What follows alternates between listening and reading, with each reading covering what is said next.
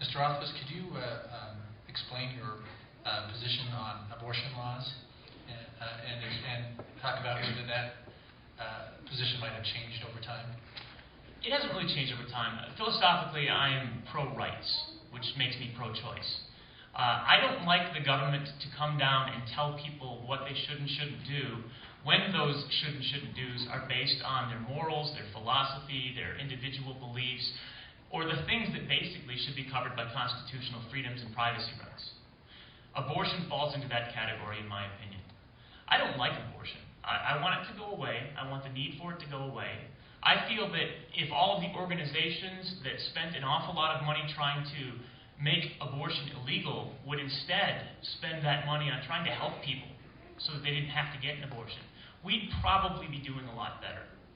But it scares me to think of a country where the federal government gets to tell individuals that they have to keep that child. You have to carry that child for 9 months. The government says so. That's not a good world. That's not a good approach to governance, and that's basically more government. And I tend to be towards small government, which theoretically is supposed to be a conservative value, but on this issue, it doesn't seem to be. Senator Enzi. I'm pro-life. That hasn't changed at all. It was probably solidified when my first daughter was born. She was born 3 months premature and weighed less than 2.5 pounds. And I watched her struggle for life. I could see how badly she wanted to be a part of life. And there's no way that I can vote for anything that takes away that life. I voted several times on the issue. Partial birth abortion was one of them.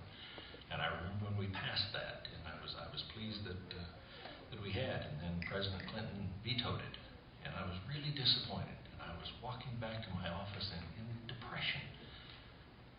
But it occurred to me, if God wanted to fix the problem, it would be fixed immediately. But He wants us to debate it. He wants us to talk about it. He wants us to have these discussions. He wants us to think about life.